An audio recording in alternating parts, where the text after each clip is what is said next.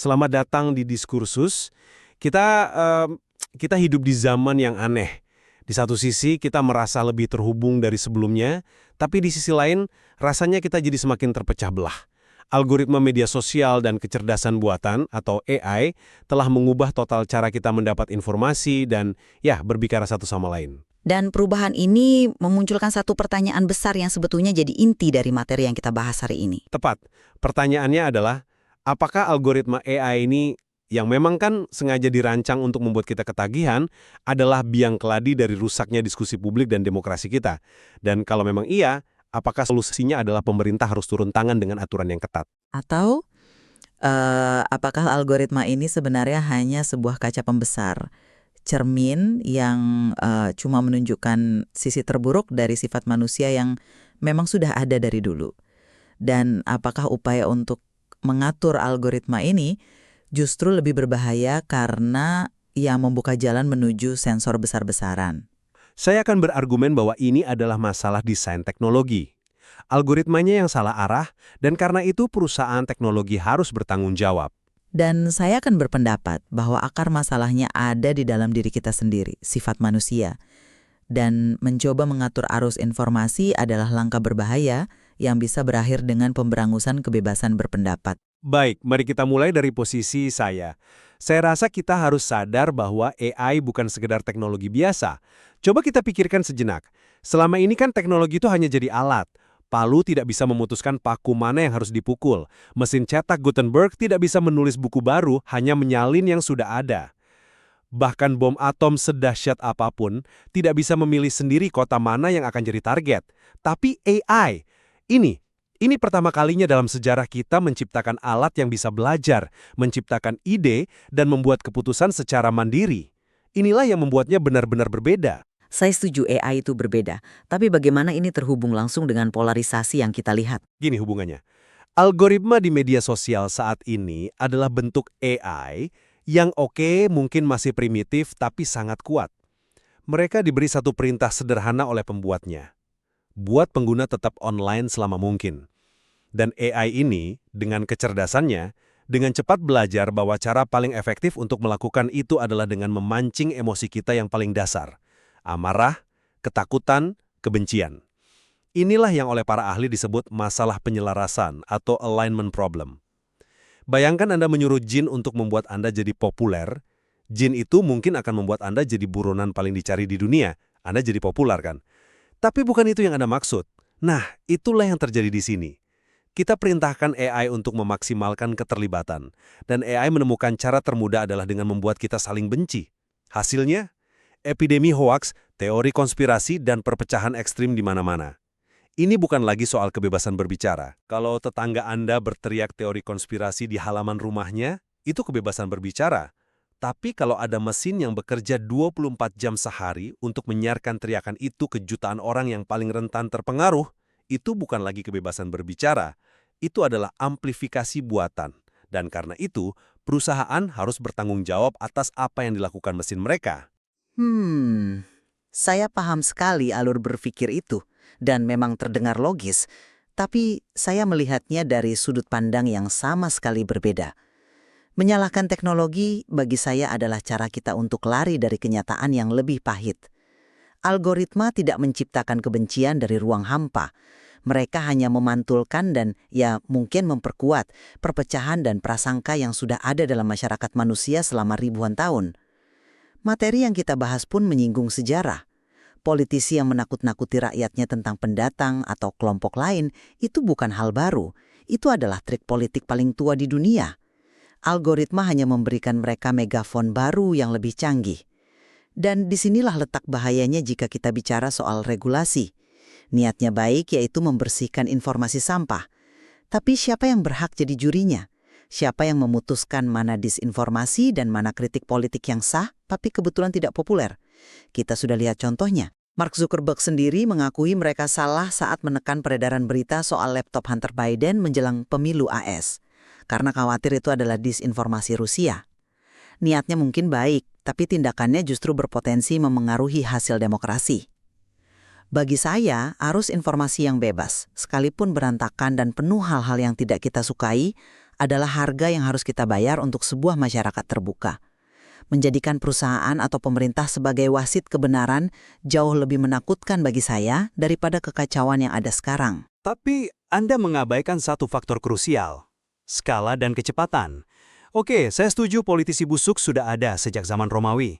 Tapi krisis diskusi publik yang kita alami sekarang ini terjadi secara serempak di seluruh dunia. Amerika Serikat, Brazil, Filipina, Prancis, Myanmar, semuanya mengalami pola perpecahan yang nyaris identik dalam kurun waktu yang bersamaan, yaitu sejak media sosial berbasis algoritma merajalela. Kalau ini hanya soal sifat manusia atau politik lokal, kenapa polanya bisa begitu seragam secara global? Ini jelas menunjukkan ada penyebab teknologi yang mendasarinya. Ini bukan lagi sekedar sifat manusia biasa. Ini adalah sifat manusia yang kelemahannya dipetakan, dieksploitasi, dan diperkuat secara sistematis oleh mesin demi keuntungan. Saya setuju, ini soal eksploitasi. Tapi kata kunci Anda adalah mesin. Saya justru berpendapat dengan menyalahkan mesin, kita memberi alibi bagi pihak yang seharusnya paling bertanggung jawab, para pemimpin politik yang gagal, dan kita sendiri sebagai warga yang kurang kritis. Teknologi hanya membuat tren yang sudah ada menjadi lebih cepat dan lebih terlihat. Demokrasi memang selalu rapuh. Menyalahkan algoritma seolah-olah mengatakan kita ini korban pasif yang tidak berdaya. Padahal kita punya pilihan, kita punya agensi untuk berpikir kritis. Fokus pada algoritma jahat, ini sangat nyaman bagi politisi yang memecah belah dan bagi kita yang malas memeriksa fakta. Mereka bisa bilang, bukan salah saya, ini semua salah Facebook. Masalah yang sesungguhnya, yang lebih dalam adalah, mengapa kita begitu mudah diadu domba? Dan jawaban untuk pertanyaan itu tidak ada di dalam kode komputer, tapi di dalam masyarakat kita sendiri. Kita kenal, media tradisional. Editor di The New York Times atau Kompas bertanggung jawab penuh atas apa yang ada di halaman depan koran mereka. Mereka tidak bisa cuci tangan dan bilang, oh saya tidak menulis berita itu, saya hanya memilih untuk menampilkannya paling depan. Tidak bisa begitu. Saat ini, Mark Zuckerberg, Elon Musk, mereka adalah editor paling berkuasa di muka bumi. Algoritma mereka yang memilih berita apa yang kita lihat. Maka, mereka harus memikul tanggung jawab editorial yang sama. Tunggu dulu, saya rasa analogi itu tidak pas sama sekali. Kenapa tidak? Mereka merekomendasikan konten. Itu adalah tindakan editorial. Begini alasannya. Kompas mungkin menerbitkan 100 artikel sehari. Facebook dan X harus menangani miliaran unggahan setiap hari. Menerapkan tanggung jawab editorial pada skala sebesar itu mustahil dilakukan manusia. Satu-satunya cara adalah dengan menciptakan AI penyensor yang jauh lebih kuat lagi. Dan itu justru menciptakan monster yang lebih besar. Siapa yang mengontrol AI penyensor itu?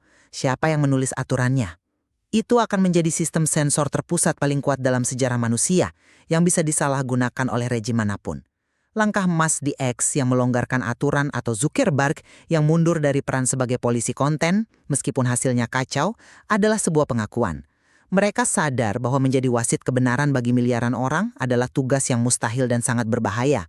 Mereka mencoba, dan mereka gagal. Tapi, bukankah tidak melakukan apa-apa juga sebuah pilihan yang sangat berbahaya? Jika alun-alun kota digital Anda dipenuhi orang yang berteriak api, padahal tidak ada kebakaran, apakah pemilik alun-alun tidak punya tanggung jawab untuk setidaknya memeriksa apakah memang ada api? Konsekuensi dari sikap lepas tangan ini adalah runtuhnya kepercayaan. Kita sekarang memasuki era deepfake. Sebentar lagi kita tidak akan bisa lagi membedakan mana video atau audio yang asli dan mana yang palsu buatan AI. Kita tidak bisa lagi percaya pada mata dan telinga kita sendiri. Saya setuju, itu masalah besar. Nah, jika kita tidak bisa percaya pada teknologi, satu-satunya jalan keluar adalah membangun kembali kepercayaan pada institusi yang tugasnya memverifikasi informasi. Kita percaya pada Wall Street Journal bukan karena kertas dan tintanya, tapi karena ada proses editorial, pengecekan fakta, dan reputasi institusional yang dibangun puluhan tahun. Demokrasi tidak bisa berjalan tanpa ada landasan realitas bersama yang kita sepakati, dan platform-platform ini, demi mengejar engagement, secara aktif menghancurkan landasan itu. Regulasi dibutuhkan untuk memaksa mereka berhenti merusak dan mulai ikut bertanggung jawab menjaga fondasi kepercayaan publik ini. Itu argumen yang sangat kuat. Tapi ada satu pertanyaan fundamental yang mengganjal. Institusi mana yang Anda maksud? Institusi mana yang masih bisa kita percaya hari ini? Kepercayaan publik pada media tradisional, pada pemerintah, bahkan pada akademisi, sudah berada di titik terendah sepanjang sejarah. Dan ini terjadi bahkan sebelum masalah AI menjadi sepanas sekarang. Jika kita memberikan wewenang kepada institusi-institusi yang sudah tidak dipercaya ini untuk menjadi pemverifikasi kebenaran resmi di dunia digital, itu hanya akan memperburuk polarisasi. Orang akan melihatnya sebagai upaya para penjaga gerbang lama, old gatekeepers, untuk merebut kembali kekuasaan mereka dalam mengontrol narasi. Itu justru akan jadi bahan bakar bagi teori konspirasi tentang konspirasi elit. Jadi, apa solusinya menurut Anda? Anarki informasi. Bukan anarki, tapi desentralisasi. Solusinya bukan sentralisasi kepercayaan pada beberapa institusi yang rapuh. Solusinya adalah membiarkan pasar gagasan yang terbuka, di mana setiap individu punya tanggung jawab untuk menilai sendiri berbagai sumber informasi. Ya, prosesnya akan sangat berantakan. Ya, akan ada banyak informasi salah yang beredar. Tapi dalam jangka panjang, saya lebih percaya pada kemampuan kolektif masyarakat untuk menyaring kebenaran daripada menyerahkan wewenang itu pada sebuah kementerian kebenaran.